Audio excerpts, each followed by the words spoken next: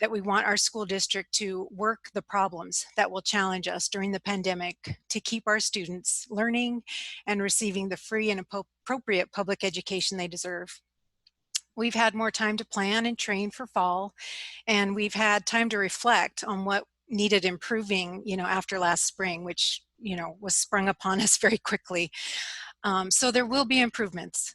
The future of our community relies on all of our kids meeting their full potential. So we will continue to work towards that goal in the safest way possible, even during the pandemic. If you want to share your thoughts after this at any time with the school board, you can always email us at schoolboard@spokaneschools.org, or you can email me specifically at nikkilockwood@spokaneschools.org. You can come to one of our virtual school board meetings. They have been very well attended. We have them every second and fourth Wednesday at 7 p.m. We have special working sessions where you can't make comments, but you can listen to what we're working on. And those are every week at 5 or 5:30 on Wednesday, depending on, how much there is to do. And the agendas and the links are on our SpokaneSchools.org website. So thank you, and I'll give it back to Becky. Thanks.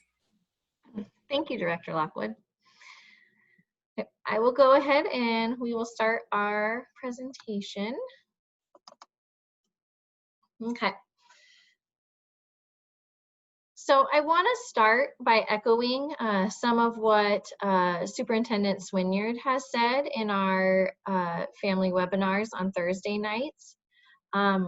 This situation, it's something that we never wanted to be in, and we also know our community doesn't agree right now.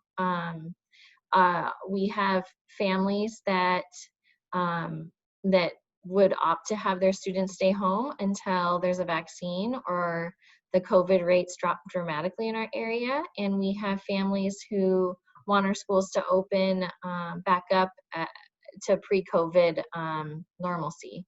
And we have disagreement within our staff in our district and even on our own team, I'm sure. So one of our overarching goals is trying to find solutions that meet every family's needs.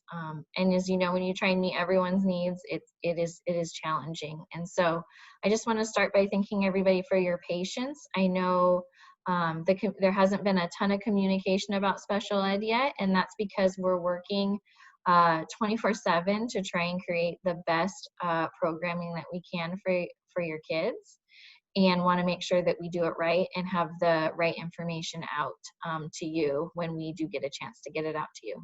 So tonight is going to be an introduction. We are still in the planning phases. We're working with our partners at the Spokane Education Association around a lot of the specific details, but I am able to share with you some of those guiding principles that we are following, as well as what school could look like depending on what model your family is the best fit for your family. So this PowerPoint is going to be posted on our website, and if you have questions, please feel free to email out any one of us. We will get back to you within 24 hours. I know we get back usually same day to folks when they reach out. Email is going to be most efficient just because of our remote working environment. So those are live links when it's on the website. You should be able to just click right on them. So I want to just go over quickly. This is an overview of our back to school reopening options for all kids.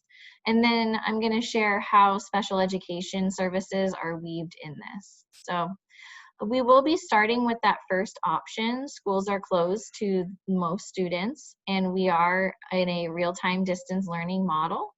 For K-12, that's going to mean real-time experiences with teachers, a consistent school day schedule with identified start and end times, which we know are really important for all kids, but especially students that need the routine and structure of a school day.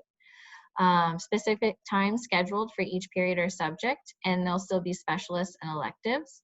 And for the most part, we're going to be using Microsoft Teams. So a student receiving special education services should see their services weaved into their virtual school day pretty much mirroring where they would be if they were in school. So for example, when your student is in their instructional block, your elementary age student is in their instructional block, if they went and saw a resource room teacher for 30 minutes to work on math, they would attend a Microsoft Teams meeting with the resource room teacher to receive that instruction. That's just one example. If school is open to in-person learning, then students in grades K-4 would return every day, Monday through Friday, with daily health screenings and a 6-foot distance and masks. Grades 5 through 12 would attend on that rotating schedule and having distance learning days on their out-of-school days, and also having those daily health screenings, masks, and 6-foot distancing. So for students receiving special ed services, the difference will be all students have the opportunity to go to school every day, depending on how the IEP team might utilize that extra time for the student, or determines that they might need that extra time. Elementary students, no matter what program you're in, you would go every day. In secondary, most of our students would be receiving special ed services would go every day. But for students receiving resource room services at the high school and middle school level, it would look more like drop-in tutoring sessions. And then for families who might not feel comfortable sending their students back until COVID is more under control in our community, we do have the year-long full distance learning option. So I'll talk more about that. Kind of what I just went over. So when schools are closed to most students, which is what we will be starting in, students will receive their general education instruction remotely in that real-time environment. And what that could look like is it's 9 o'clock. My elementary school classroom, students know to log in. Teacher gets them started with a class meeting via Teams. Teaches a short lesson, goes into math, and then releases the students to go do their math lesson in their Bridges book or online for 20 or 30 minutes, and everybody meets back for the next part of the lesson. So it's not students sitting at the computer for 6 hours a day. There'll definitely be times where the students are released to go and do independent work and independent projects, and then come back and move on to the next subject. Students who are unable to access or make progress in the remote environment may attend school to receive in-person IEP services. And I'll talk a little bit more about what that looks like. Our OT, PT, and SLP services can be delivered through console or real-time virtual model. We also, the same thing goes for those services for students who are unable to access therapy through the remote environment. They may receive in-person therapy on site. When schools are open, students in grades 4 attend in person every day. Students receiving special education services in grades 5 through 12 may attend school every day as determined by the IEP team. Preschool students would attend 2 full days instead of 4 half days. And the thinking behind that is it's easier to clean at the end of a day rather than trying to clean in between 2 half-day sessions. Secondary transition students would have the opportunity to attend every day. And OT, PT, and SLP services would be delivered as stated on the IEP unless the IEP team determines something differently. So for parents who might not feel comfortable sending their students back to school in person, if that is an option, we do have Spokane Virtual Academy. The registration is on our website, and I also have a link here. If you open the PowerPoint off our website, you'll be able to connect to the registration form. And students receiving special education services can receive remote services through this model. There's also an opportunity if a family would rather keep their student home for the academic portion of their day, but would still like to schedule an appointment to go see their OT, PT, or SLP, we can accommodate that as well. So the big question is, how will the district determine if my student is eligible for in-person services? So just as Director Lockwood mentioned, we're going to continue to provide a free and appropriate education for your students. And that's really going to be the threshold for deciding which students are eligible for in-person services. So can a student receive an appropriate education as defined by making progress towards their IEP goals? So some examples of criteria that could be looked at before that an IEP team would look at to determine whether or not a student's eligible for the in-person services. One example is having a visual or hearing impairment that prevents them from accessing remote learning. We know it's in remote instruction is going to be difficult for our youngest learners, but especially our youngest learners with disabilities, having a limited attention span or a need for continuous adult support due to a disability.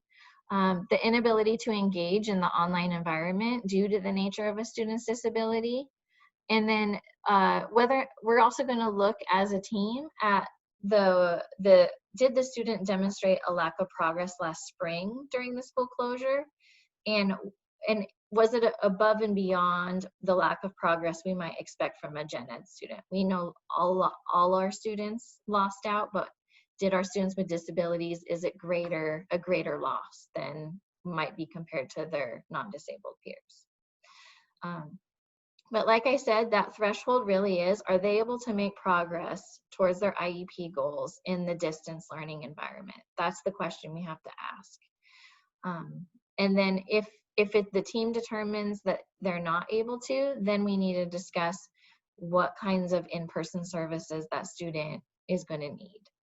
And I know the frustrating thing is that it's very individualized. There isn't one model, one chart. It really is going to be looking at your students' IEP goal areas, looking at their minutes of service. Are they able to access some services remotely and some others not? So it's really going to come down to that individual conversation as a team.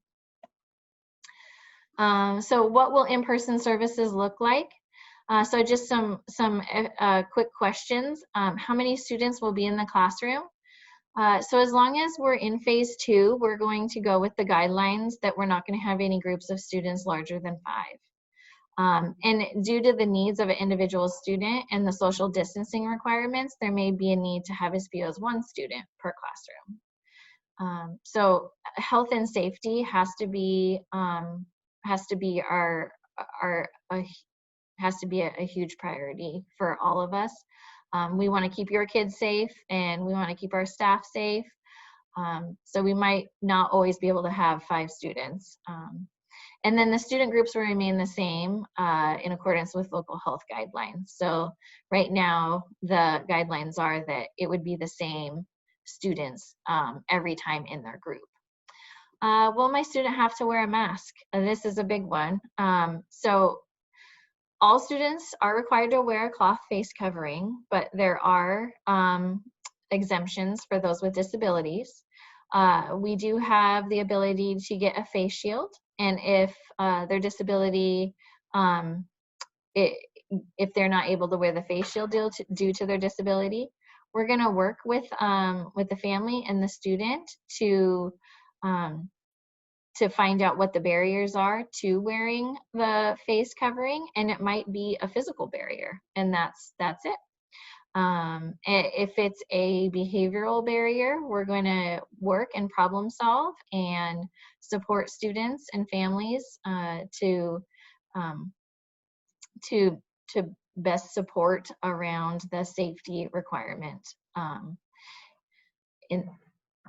How many hours a day will my student attend? So in order to keep those groups small, it's not going to look like every day, all day. In order to get enough students that in-person time, we're really going to look at how many minutes there are on the IEP, and then how much time is it going to take in person in a small group or one-on-one to work towards those goals. I know there's a big question around childcare. Um, we have a couple options as a district that we're working on, and they will all be open to students with disabilities. We will be able to support your students in those environments, whether you choose a day camp option, whether it's one of our learning labs. So we'll have more information about those in the coming weeks. But I did want families to know that all of our childcare options are open to students with disabilities. And there'll be support and training for staff to support your students. And then who will be providing services to my student? So a qualified special ed teacher or related service provider will always oversee and monitor the services. A gen ed teacher or a special ed teacher, a related service or a paraeducator all could deliver the services. Just wanted to be really transparent with families that, given the nature of the virus, there are those in our system, our staff, who might have to provide services from a remote setting, might have to be remote. And then when your student receives those in-person services, it could come from somebody different than their typical teacher. Some of those health and safety requirements. So we are prepared to have students in person. We've been working through some of these requirements. And so just wanted to go over those. We talked about the face covering. We talked about we'll have disposable masks if anybody forgets them. We talked about face shields. And there'll be opportunities for breaks away apart from others if they need a break from their mask. There will be daily health screenings through an app. But for those students where we're in this limited capacity, if a student comes into our building to receive special ed services, we'll do a temperature check when they get there, just because we are providing services when we're still in this high COVID risk in our county. And then we'll ask that students wash their hands as soon as they come into the classroom or use hand sanitizer. And our staff will also be wearing face coverings. So they'll be wearing face masks, and then they can, if they're 6 feet away from your student, if your student needs to see their face and see them form words with their mouth, they can have a face shield on, but they have to be 6 feet away from your student. We talked about the physical distancing, cleaning and disinfection. We'll be doing that. We'll have proper ventilation. And then I know there's lots of questions around IEPs and evaluations. I know in the spring, the guidance that we got from OSPI was that if the IEP team decided to wait until we could have the meeting in person, that was an option. So I know we have lots of meetings that we didn't hold in the spring in hopes that we would hold them in person in the fall.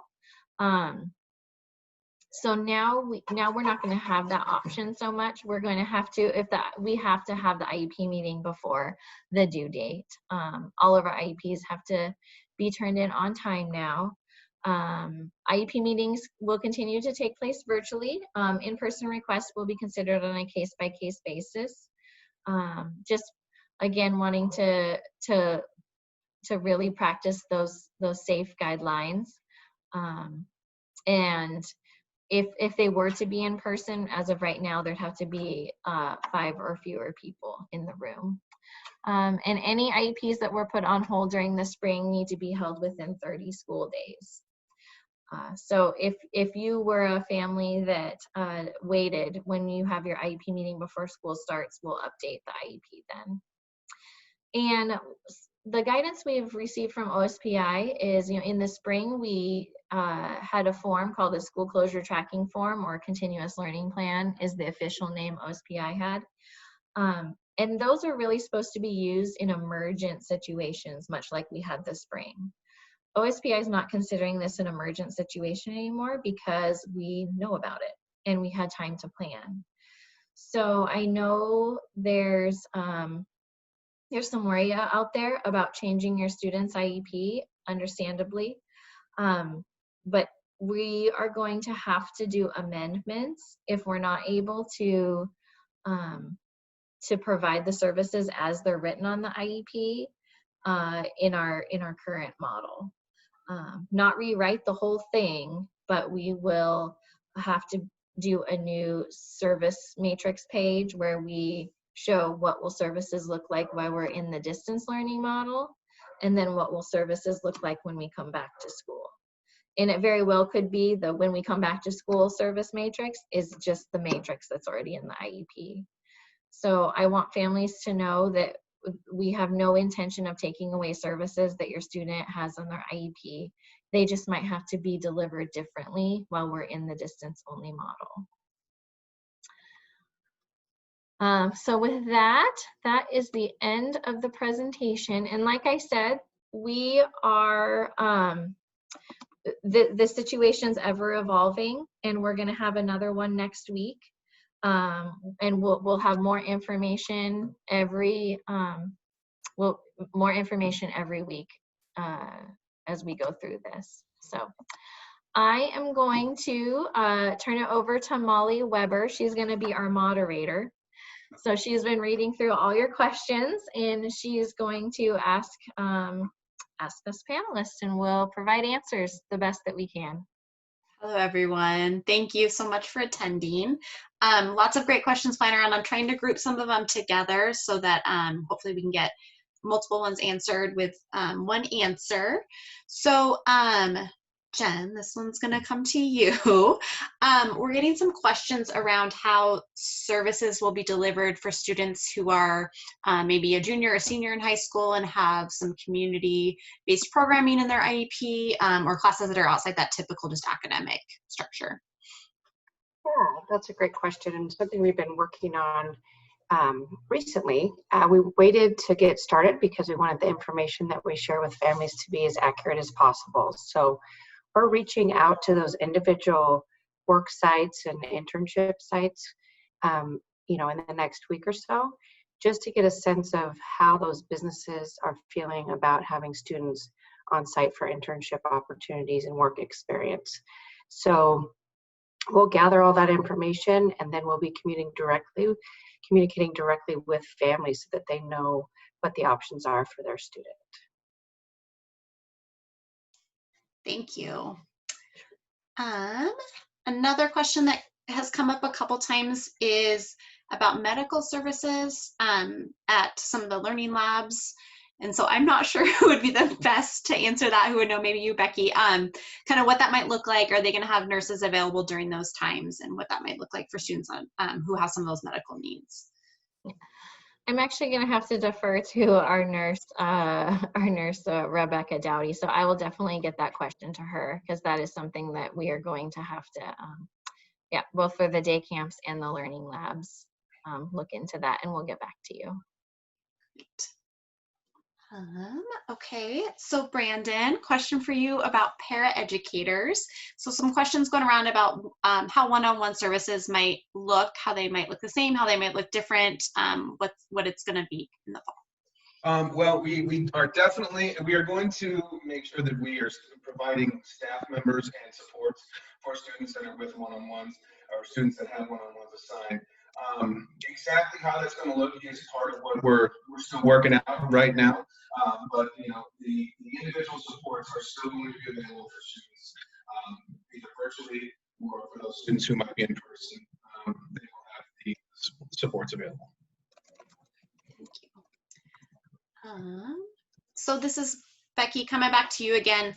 Some questions about that schedule for Spokane Virtual Academy, and when we might have a clear idea of what that schedule will be for individual schools or students. Do you know yet? Do we know? For Spokane Virtual Academy, it's Spokane Virtual Academy is our option that is very flexible. So we know that families who are choosing distance only want to have options as when they work on their work. So we're looking at, and those details aren't final yet, but I can tell you there's going to be a very large window in the day when support is available. Okay, great, thank you. Follow up to that, are there going to be paras assigned to Spokane Virtual Academy? We will have, yes, we should have paras. We'll have all special ed providers available through that program. Thank you. Okay, question. I've got lots of questions about masks, and so I'm going to kick it over actually to Christina because she's our behavior intervention coordinator. And Christina, if you can just talk a little bit about how we're going to address the mask issue with our kiddos and what that might look like. And yeah, it's hard for me to wear a mask. I was in the store today and I'm like, oh, take this thing off. Yeah. Yeah, no, that is an absolute awesome question. I think the way that we're trying to view it, especially with the teaching staff and whatnot, is just like any skill, we need to teach it. We can't expect kids just to come and just be ready to wear a mask. And so it's part of their learning plan that I think we as a team need to get together with you as parents, and we need to come up with, how do we teach this skill? We may have to do a couple minutes. So we'll be doing that. We'll also be putting together some sort of information and or some sort of a resource for parents that you can maybe start to implement, and implementing how to teach your kiddo how to wear a mask for short periods at a time. And then we'll work in coordination with the school team as well. So again, your kid is not going to wear a mask perfectly. I don't care who you are.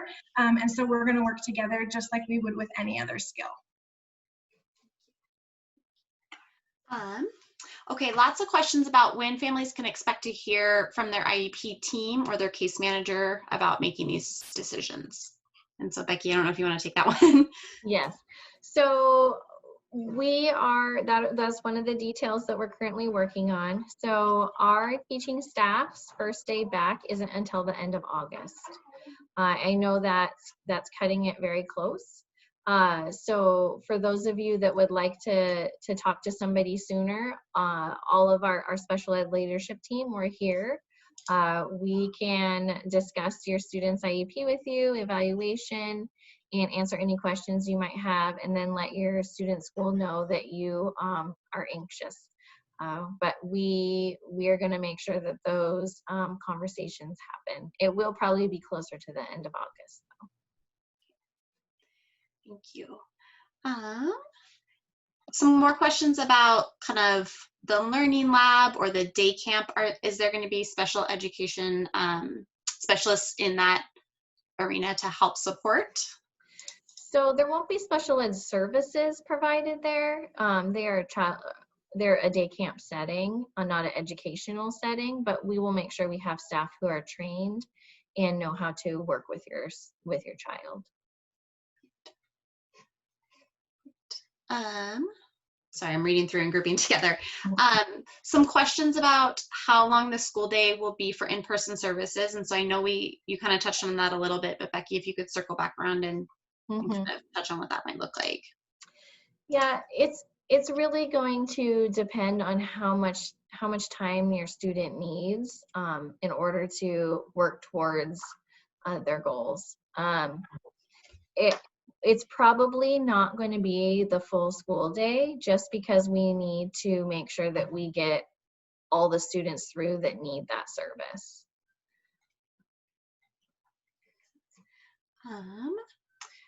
There are some questions around our special programs, and so potentially Montessori or specifically the Spanish immersion school, how that will work with IEP services, and if you have a kid that's getting both, kind of what that might look like.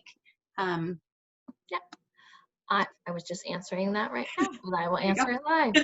So for any of our option programs, whether it's Montessori or Spanish immersion, it's going to be those IEP services that if they are eligible, they could come in for the in-person services. So as a student who receives special ed services, they'd still be eligible for those. We had a family, sorry, Becky, come back to you.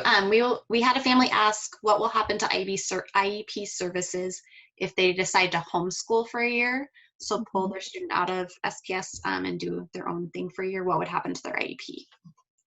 So homeschool students enrolled through Bryant can still access special education services. So you could receive services from a special ed teacher, or if they qualified for a related service at one of our sites, almost like an appointment.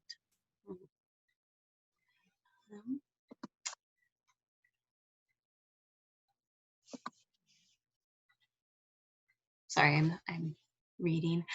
Do we know a time frame for when we would know when school will start? We're hoping to know that very soon. Are there going to be support? Lots of questions around this. Are we going to have supports available regarding behavior support for working parents who maybe need some tools and tricks for how to get their kids engaged in learning and kind of what that might look like? Some of you last spring might have attended our webinar series that we ran, and Christina and Molly were a part of that. And we are going to start those up again here soon. I think our first topic might be masks and social distancing. But yes, we're going to be offering supports for families around behavior and tips and tools. We also have, in our system, we have a position called an MTSS specialist. And they are, by trade, either certificated special ed teachers or school counselors, social workers, and they are the experts when it comes to this. So they are placed in your students' schools, and they're going to be your first go-to person if you're struggling. So when you're reaching out to either your teacher, your child's teacher, or case manager, they can connect you to the MTSS specialist as well. Lots of questions about busing. And so wondering if one of you wants to, sorry, Becky, to keep coming to you, but if you guys want to touch on what busing might look like, how it might work if your student is in person. Yeah. So part of that FAPE requirement is transportation. So if your student qualifies for specialized transportation and they need to be, that's their way to get to school, and they do end up qualifying for in-person services, we would transport them.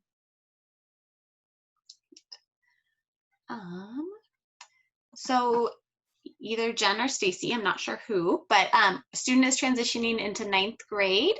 How can someone connect with the new case manager? What might that look like?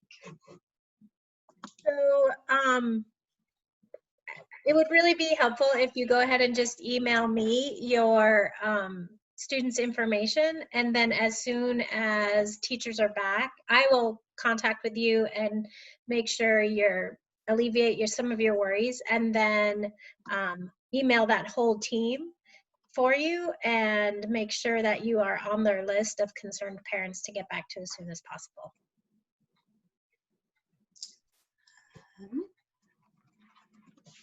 Parents are wondering potentially about traditional packets or workbooks, if that might be an alternative option for their student instead of online. So when we say real-time learning, we have many students who they just learn better by holding a book and having a worksheet. I know I'd rather read a book holding it than reading on the internet. So we still have the option of having our traditional math workbooks, our journeys books, and packets as well. So that real-time instruction can be our digital tools, but it also can include support around traditional paper pencil kinds of work.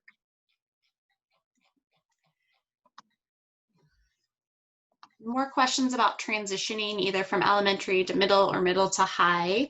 And again, I want to reiterate what Stacy said. If you have individual questions, please reach out to either Stacy, Christina, if it's a BI related question. And then your case manager, your IEP team member will be in touch with you over the next couple of weeks once we kind of get a better idea of what this will look like for your student. Are childcare options going to be free? So childcare, we have several options. We're looking at some of them will be fee-based at low cost, and then we're looking at other options for no-cost childcare based on free and reduced status.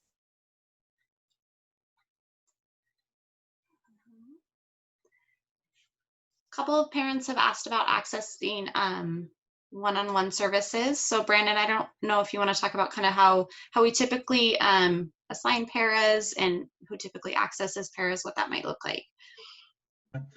Yeah, well, we go through a process every year where we take staff whose student may have aged out or moved out of the area or no longer need one-on-one services, and we will begin assigning staff to the students who may not have a one-on-one assigned yet. Maybe they had one, or we determined that they needed one towards the end of last year, and an itinerant might have filled that spot to finish out the year. So we make it that determination about this time every year where we're determining the assignments for one-on-ones. Can you repeat, what was the other part of the question?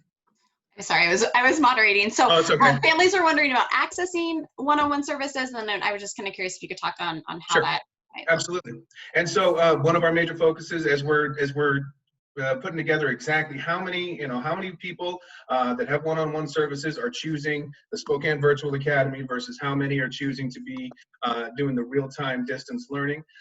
We're going to be making determinations, and also based on staff. Of course, keeping the staff safe is important, and there's some folks that are in our para group who might be approaching that retirement age and may be more comfortable with Spokane Virtual Academy. So that is part of the communication that's going to be going out over the next couple of weeks. And as soon as, and the IEP teams will know by the time we're having those meetings. Okay. Thank you. Becky, kind of going back to you, families are asking a lot of questions about if we are not having an IEP until after the 16th, how should they make a decision about Spokane Virtual Academy versus in-person services? I would encourage you to reach out you can reach out to myself, email me at becky@spokaneschools.org, and then include your student's name, and I can get your information to the coordinator, and they can pull up your child's IEP and eval and have a really informed conversation with you.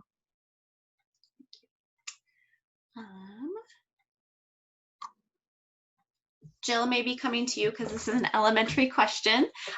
So wondering about elementary students who previously had an IEP and maybe interested in getting an evaluation because the family feels like he might need back on an IEP. So I would recommend reaching out to the building principal and letting them know that you're interested in an IEP again and an evaluation. And then the building principal will relay that over to the school psych, and they'll get it scheduled for you. Thank you.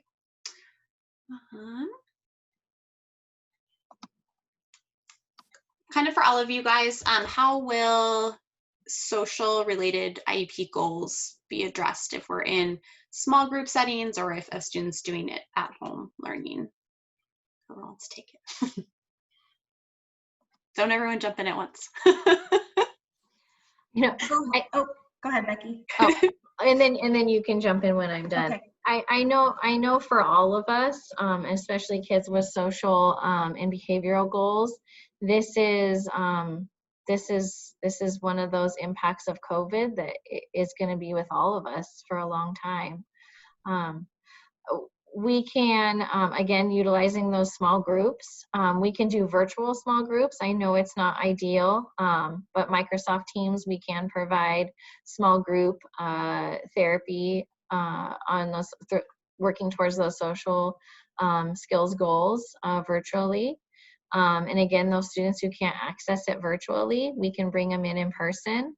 The students are going to have to be 6 feet apart while working towards those goals. So again, it's not ideal, but we can still try the best that we can between virtual and in person.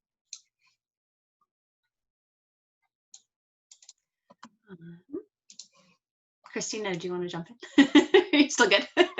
I think she did a good job. And I think the other piece too is really teaming, with your child's team, and the MTSS support specialists if needed and whatnot, but to really look at how can we integrate some of those skills just within the home setting that we think are just something we do every day, but really they are skills that these kiddos can practice. So, there's just lots of other different ways, but it is tough.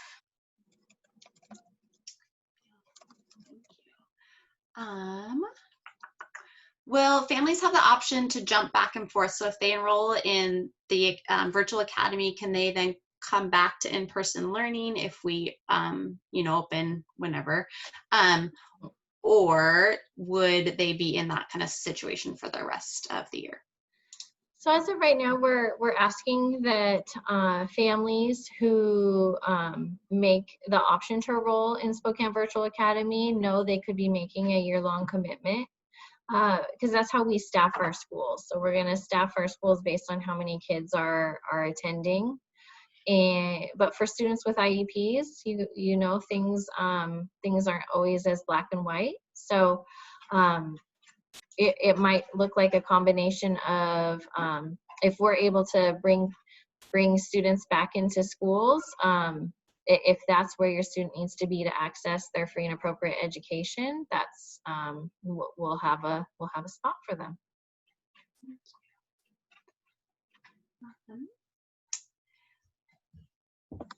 Question about potential compensatory services for students who maybe lost some skills in the spring.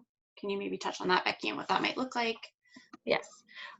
So part of that conversation that you'll have with your students' IEP team will be how do we make up for the lost time in the spring? So OSPI talks about recovery services.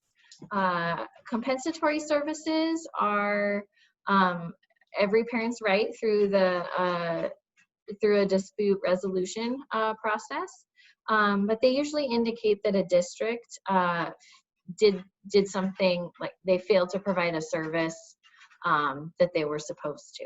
And I know just given the situation, we were not able to provide services the way IEPs were written.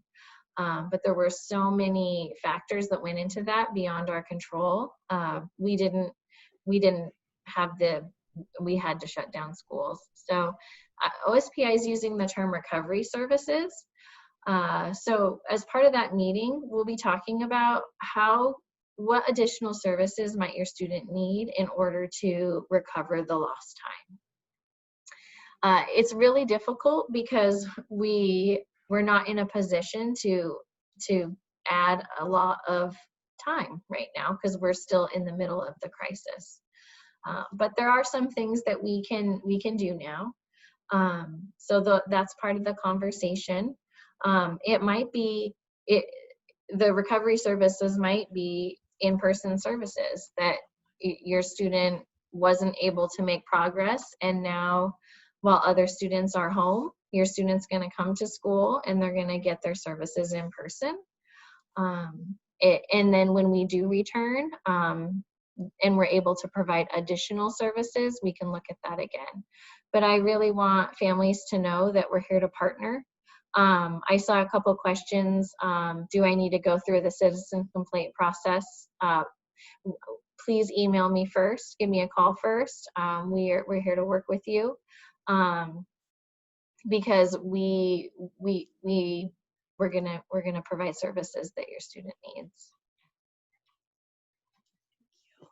Becky, can I ask you a question? Mm-hmm. Or whomever, but there seems to be a lot of questions around working families, and I'm pretty sure that is an issue for many families, some that don't have students with special needs, right? And so families will have to kind of weigh, do they have childcare during the day that will allow their students to access the real-time distance learning and potentially, school-based learning depending on the IEP, or do they need the virtual, if they have childcare that they have to, as the parents, provide the education in a more flexible time frame, which is a better fit for their individual family. I think that's going to be a big decision weighing on folks. So I don't know if you have any thoughts around that. I'm kind of seeing that in some of the questions in the chat, and I don't know if we have more to offer for that. I mean, it's going to be some tough decisions there, but Yes. Yeah. And we know that it's a tough decision for all families. And this is when at the beginning, when I said, we're trying to meet everyone's needs. And I know childcare is an extreme, it's a big question. And I know we're still refining our options district-wide.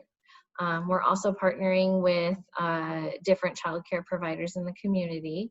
So I know Dr. Oscar Harris, Director of Community and Family Engagement, is working with to create a list of providers in the community in addition to our SPS providers. And I wish I had a more concrete answer for that. Yeah.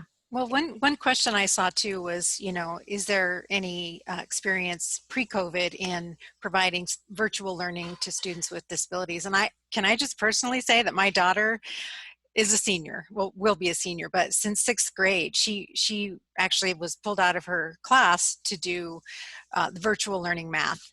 And so she did that until 10th grade, and that just worked for her. And so, and then she was doing virtual learning for some of her classes through middle school when we homeschooled her. And so that's one anecdotal, but there were definitely students with special needs who've accessed our virtual options that we've had for quite a long time. And part of that too that made it work for us as a family, with her special needs, was that we modified the homework. We didn't have to do all of the homework. So the Spokane virtual learning teachers really worked with us individually to modify that. So I just want to share that one anecdotal experience. Might help some people. Yeah, that's awesome. Thank you. Yeah, we know the virtual environment is a struggle for a lot of students. It's also, we also have a lot of students that flourish in it too. We have a lot of students who struggle with getting up and going to school every day. And the comprehensive high school can be really overwhelming for a lot of kids. And this in virtual environment, it's their thing. This is how they're going to operate in the workforce. I never thought I'd be sitting in front of my computer for hours on end. So yeah, it's really about what is the best way for each individual child to receive those services, and making sure that the modifications and accommodations are still happening even in the virtual environment. So if they're receiving work that's not meeting their needs or not at their instructional level, then virtual or in person, it's going to be a struggle either way. So I encourage everybody to stay connected to the folks on this team, as well as your child's school if you feel that your child's IEP is not being followed, or is the work is too difficult and not meeting their needs. Please reach out, and we'll follow up, because IEPs can be implemented successfully virtually. There are some students it's just not going to work for, but there are ways to do it. So we want to partner with you and partner with our staff to continue to get through this. So we're coming up. We got about 7 more minutes. You got a few more questions for us, Molly? I think I can find some. I saw some, and I don't know if someone answered it, but can you, Becky, touch on if students who access in-person learning will be attending programs in their home school or their kind of school they were at, or will it be at a different location? So if they go to Spokane Virtual Learning and then they come out of Spokane Virtual Learning. So that, and then also, sorry, that, and then if they, so say they do in-person services, and they have been going to, Franklin, will they be accessing school at Franklin again? Yes. Yeah.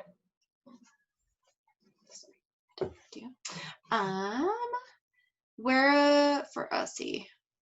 I'm not sure if you touched on it already, but will Express still be an option? And will that be something that we can have our special education students access?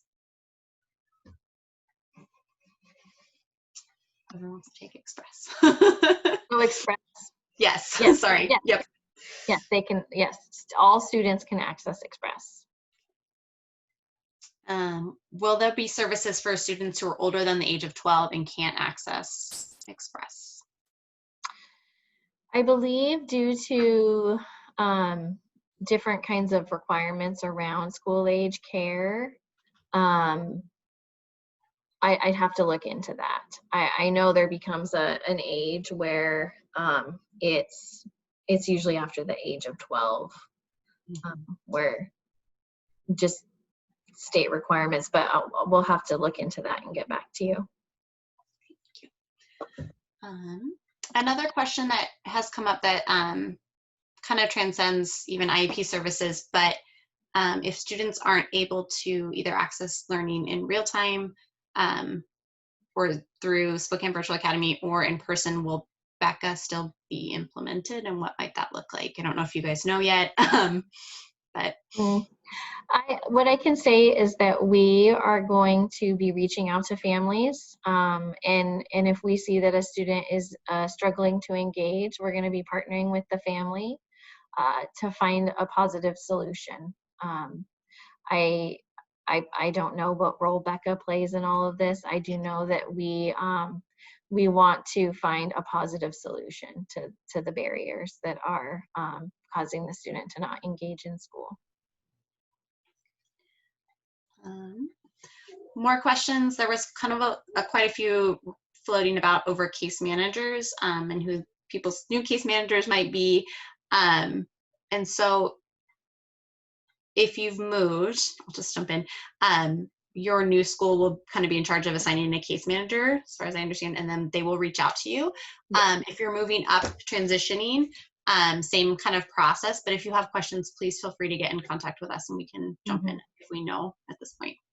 So Molly, if you have a 6th grader moving to middle school and you're very concerned about who your case manager is going to be, go ahead and email me and I will help facilitate that. And if you have a middle schooler going to high school, it's me again. So go ahead and email me and I'll help facilitate that as well.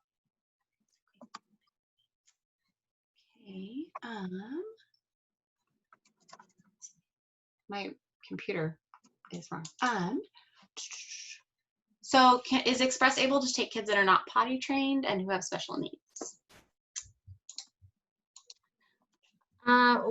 We're going to work with each case individually. I don't want to speak out of turn, but I believe that we can staff to support all students in our Express program. We kind of addressed this a little bit, but if a parent feels like their student needs either a 504 or an IEP, is there someone they can get in contact with now? And if so, who should that person be? So on our website, we have a email address for Child Find. I don't know if one of my panelists can look that up on our special ed webpage real fast and put it in the chat. But if you email the Child Find email address, that connects you to our secretary, Karen Turner, and she will get in touch with you and take down some information.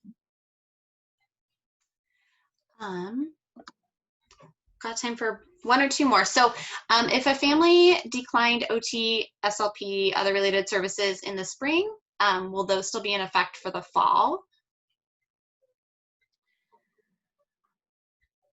Can you ask that one more time? Sorry. So if a family declined either OT, SLP, other related services in the spring, will that carry over to the fall? So I think what they're asking is, do those services still not happen? So everything that went on in the school closure tracking form or that you agreed to or didn't agree to last spring, it goes away. So we start with your child's current IEP and we work from there.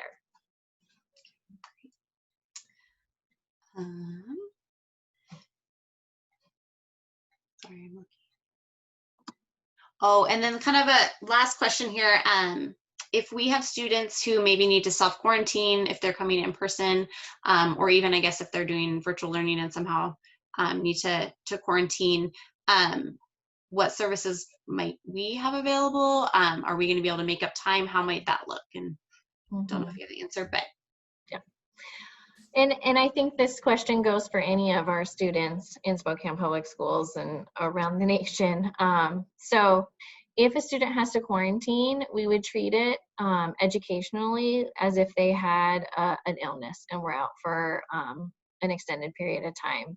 It seems that quarantines last between 3 to 14 days. Again, it seems like things are constantly changing. So we would we'd provide work for your student while they couldn't come to school. The nice thing about virtual is you can do it while quarantining. So if they're feeling up to it and aren't sick and are able to participate, they can continue to participate virtually. If they were receiving in-person services, we would provide work that they needed to they could take care of at home, and we would treat it like any other illness. Okay. I know there were some questions we weren't able to get to, so we will follow up with the FAQ and post it on our special education webpage probably early next week. And then we'll be back next Tuesday evening to take more questions and hopefully have some more concrete answers by then for all of you. Again, I want to thank you for your patience with us. This is brand new to everyone. I never thought, and I know none of us ever thought we would be doing the work we're doing, leaders in special education in a pandemic. So it's not written down anywhere in law. So we just thank you for partnering with us, and we will see you next Tuesday. Thanks. Have a good night, everyone.